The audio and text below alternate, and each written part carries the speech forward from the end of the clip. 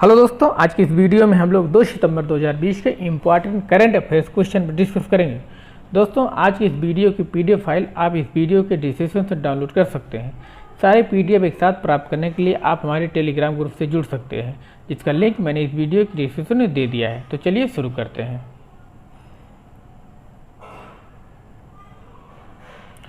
पहला क्वेश्चन है कि भारतीय रेलवे ने किस नाम से एक रिमोट चालित मेडिकल ट्रॉली का विकास किया है। भारतीय रेलवे किस नाम से एक रिमोट चालित मेडिकल ट्रॉली का विकास किया, तो किस नाम से? यह है मेडबॉट। क्या? मेडबॉट। भारतीय रेलवे ने मेडबॉट नाम से एक रिमोट चालित ट्रॉली का विकास किया है। दरअसल जो भारतीय रेलवे है, तो भारतीय रेलवे जो है कोविड-19 के जो रोगी हैं उनको भोजन और दवा पहुंचाने में मदद करने के लिए मेडबॉट नाम से एक रिमोट चालित मेडिकल ट्रॉली का विकास किया है। नेक्स्ट क्वेश्चन है कि पूर्व राष्ट्रपति श्री प्रणब मुखर्जी के बारे में क्या सत्य है। आपको बताना है इन चारों कथन में से पूर्व राष्ट्रपति श्री प्रणब मुखर्जी के बारे में क्या सत्य है। पहला है, प्रणब दा के नाम से प्रसिद्ध ये देश के 13वें राष्ट्रपति थे।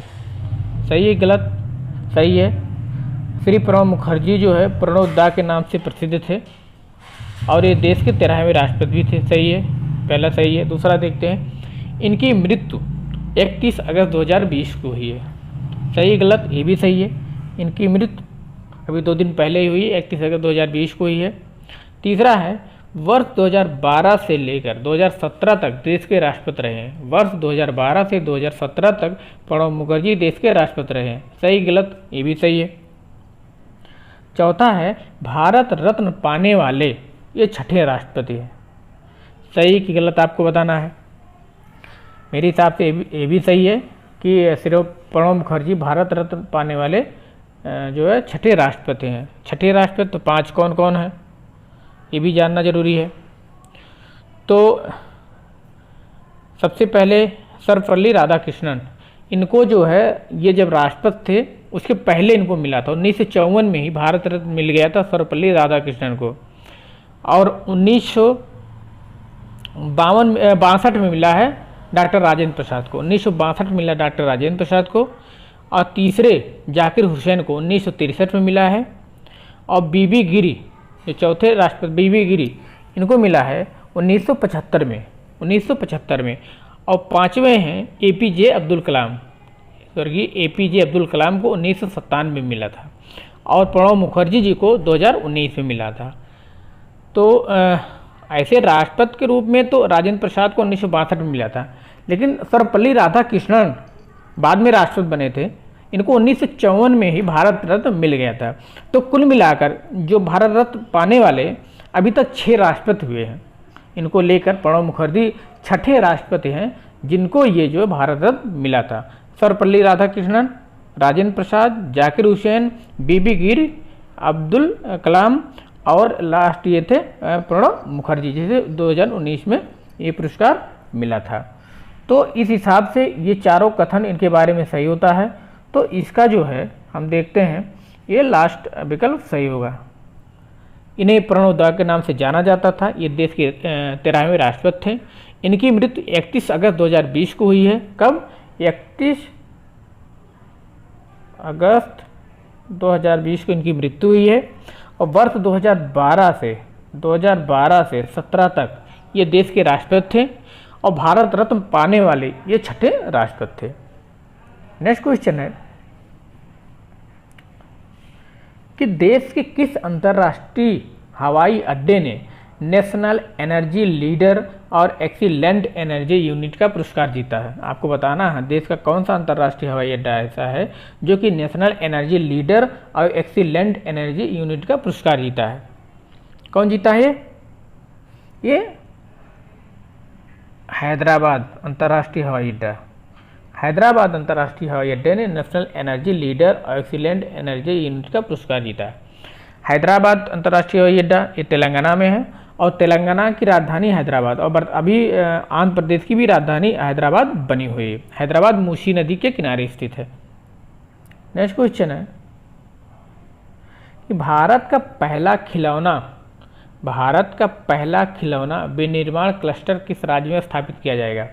आपको बताना है जो भारत का पहला खिलौना विनिर्माण क्लस्टर स्थापित किया जाएगा वो किस राज्य में स्थापित किया जाएगा? किस राज्य में? वो कर्नाटक में। कहाँ? कर्नाटक में। कर्नाटक के कोप्पल में। कर्नाटक के कोप्पल में। कर्नाटक के कोप्पल में भारत का पहला या देश का पहला खिलौना विनिर्माण क्लस्टर स्थापित किया जाएगा। नेक्स्ट क्वेश्चन है कि विश्व का सबसे बड़ा सौर वृक्ष, विश्व का सबसे बड़ा सौर वृक्ष किस राज्य में विकसित किया गया है? आपको बताना है कि विश्व का जो सबसे बड़ा सौर वृक्ष है भारत के किस राज्य में विकसित किया गया है? किस राज्य में विकसित किया गया है? ये पश्चिम बंगाल में।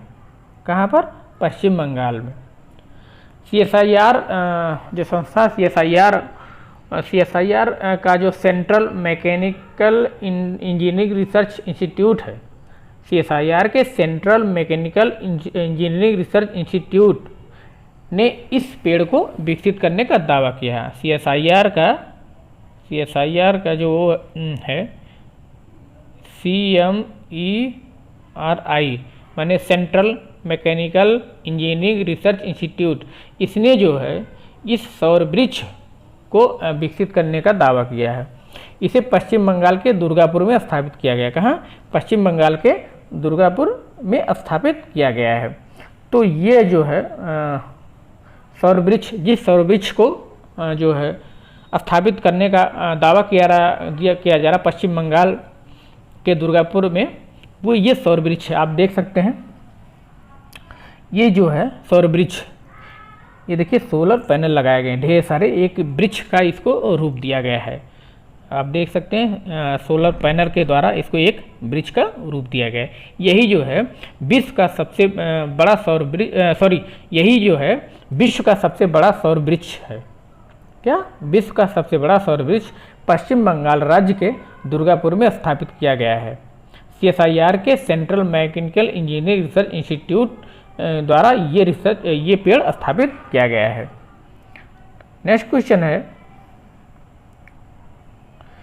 कि बच्चों का पहला अखबार किस राज्य में लॉन्च किया गया है?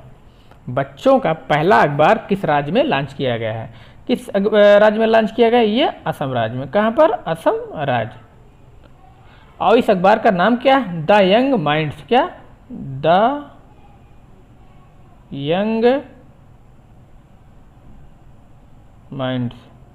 इस अखबार का नाम द यंग माइंड्स। दरअसल असम के गुवाहाटी की 2 महिला उद्यमियों ने विशेष रूप से बच्चों के लिए इसको डिजाइन किया है। गुवाहाटी की 2 महिला उद्यमियों ने विशेष रूप से बच्चों के लिए इस अखबार को डिजाइन किया है।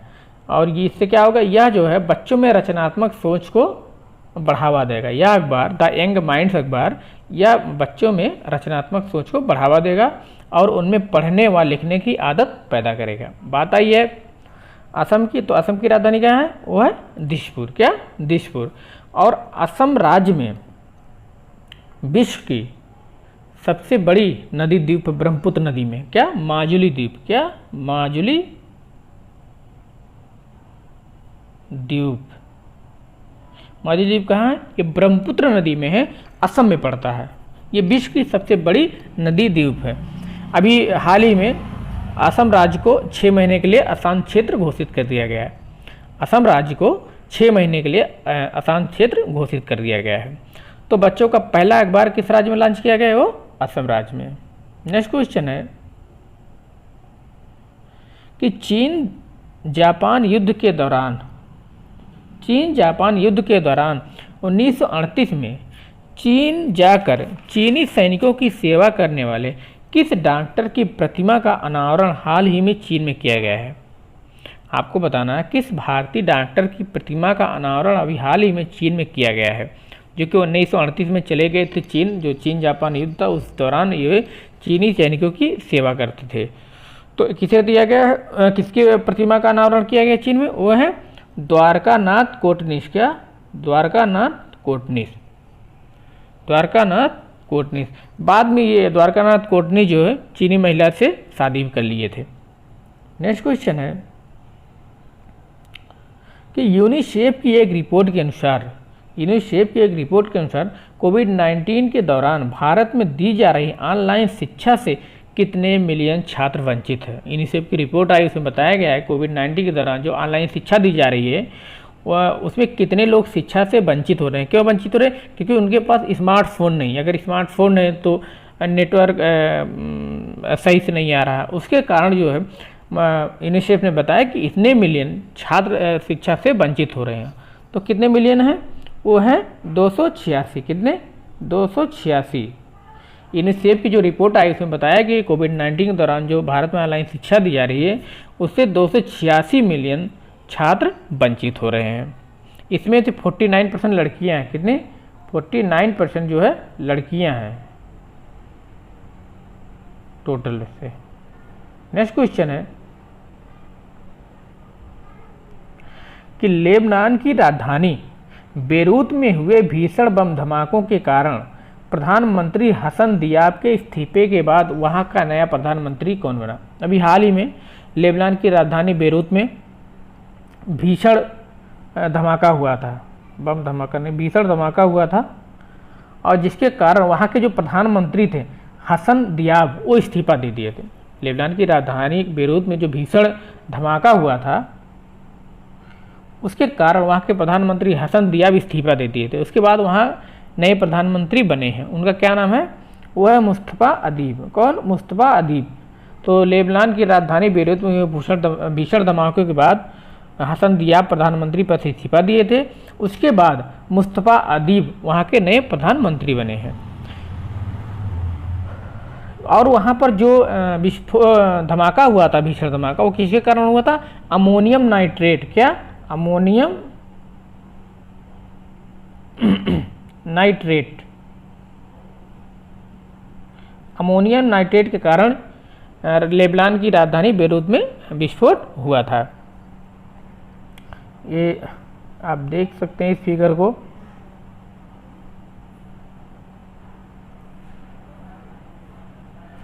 लेबनान, ये आप देख सकते हैं, ये वाला भाग, ये पूरा भाग लेबनान है। हमने घेर दिया चारों तरफ, देख सकते हैं ये लेबनान लिखा भी गया है। देखिए लेबनान, तो लेबनान ये है। और इसकी जो लेबनान, इसकी जो राजधानी है बेरूत, ये आप देख सकते हैं बेरूत लिखा गया है, बेरूत। तो यहीं पर जो है भीषण धमाका हुआ था अमोनियम नाइट्रेट के कारण। यहाँ पर बहुत ही तीव्र गति से विस्फोट हुआ था। और आप इसकी जो लेबनान है, इसके देखिए, इसके पश्चिम में देखिए, ये भूमध्य सागर है, ये भूमध्य सागर है, भूमध्य सागर, ये भूमध्य सागर है। ये सीरिया, ये पीला जो कलर है ये सीरिया देश है। ये क्या है? सीरिया। ये है इजराइल, इजराइल। तो लेबनान की अगर हम बात करें तो एक तरफ भूमध्य सागर है और बेरूत जो इसकी राजधानी शहर है वो एकदम भूमध्य सागर के तट पर है, भूमध्य सागर के तट पर है। तो लेबनान का एक पश्चिमी भाग जो है सागर तटीय, मतलब भूमध्य सागर से लगा हुआ है। इसके उत्तर और पूर्व में सीरिया है और दक्षिण में इजराइल है। तो आप इस जो है इसका लोकेशन देख सकते हैं, भूमध्य सागर के तट पर बसा हुआ है। और जो है बेरूत इसकी राजधानी है और इसके पश्चिम में और उत्तर में सीरिया, दक्षिण में इजराइल है। तो यहाँ पर जो है बेरूत में अमोनियम नाइट्रेट के कारण विस्फोट हुआ था, धमाका हुआ था, जिसके कारण वहाँ के प्रधानमंत्री हसन दियाब इस्तीफा दे दिए थे और वहाँ पर नए प्रधानमंत्री बने हैं। कौन है? मुस्तफ़ा अदीब। कौन? मुस्तफ़ा अदीब। नेक्स्ट क्वेश्चन है कि किस विभाग द्वारा 1 से 15 सितंबर 2020 तक स्वच्छता पखवाड़ा मनाया जाएगा? आपको बताना कि 1 से 15 सितंबर 2020 तक भारत में किस विभाग द्वारा स्वच्छता पखवाड़ा मनाया जाएगा? तो किस विभाग द्वारा मनाया जाएगा? एक उर्वरक विभाग द्वारा, उर्वरक विभाग द्वारा। केंद्रीय उर्वरक विभाग 1 से 15 सितंबर तक स्वच्छता पखवाड़ा मनाएगा। नेक्स्ट क्वेश्चन है, कहाँ चला गया ये? नेक्स्ट क्वेश्चन है, हाल ही में चर्चित सरिस्का बाघ अभयारण्य किस राज्य में स्थित है? अभी कुछ दिन पहले चर्चे में था। सरिस्का बाघ अभयारण्य आपको बताना है किस राज्य में स्थित है। किस राज्य में स्थित है सरिस्का? यह है राजस्थान। कहाँ? राजस्थान में। सरिस्का बाघ अभयारण्य राजस्थान राज्य में स्थित है। अब चर्चे में क्या था? चर्चे का कारण क्या है? दरअसल पर्यटन मंत्रालय का देखो अपना देश वेबिनार, पर्यटन मंत्रालय का देखो अपना देश वेबिनार का 13वां सत्र सरिस्का बाघ अभयारण्य के भीतर वन्य जीव साहसिक कार्य के लिए एक प्रस्तुति और वर्चुअल टूर है। इसी कारण ये चर्चे में था। बात आई राजस्थान की। राजस्थान की कहाँ राजधानी? कहाँ? जयपुर। जयपुर को क्या कहा जाता है? Pink city. क्या? पिंक सिटी या गुलाबी नगरी जयपुर को कहा जाता है। तो सरिस्का बाघ अभयारण्य राजस्थान राज्य में स्थित है। नेक्स्ट क्वेश्चन है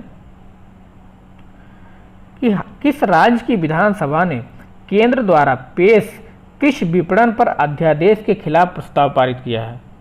किस राज्य की विधानसभा ने केंद्र द्वारा पेश कृषि विपणन पर अध्यादेश के खिलाफ प्रस्ताव पारित किया है? किसने पारित किया है? वो पंजाब राज्य। कौन? पंजाब राज्य ने पारित किया है। दरअसल केंद्र के जो कृषि अध्यादेश है उसको जो है पंजाब राज्य किसानों के अधिकारों और न्यूनतम समर्थन मूल्य के खिलाफ बताया है।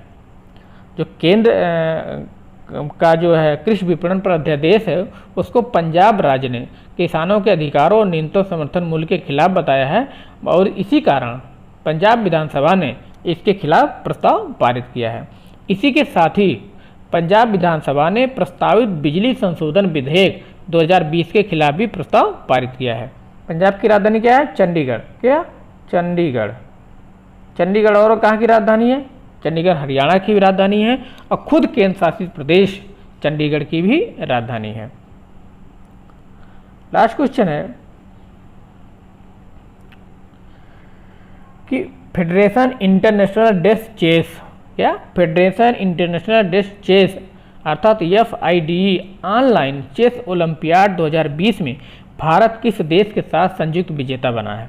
आपको बताना है कि federation international desk chess online chess olympiad 2020 में भारत किस देश के साथ संयुक्त विजेता बना है? किसके साथ? तो रूस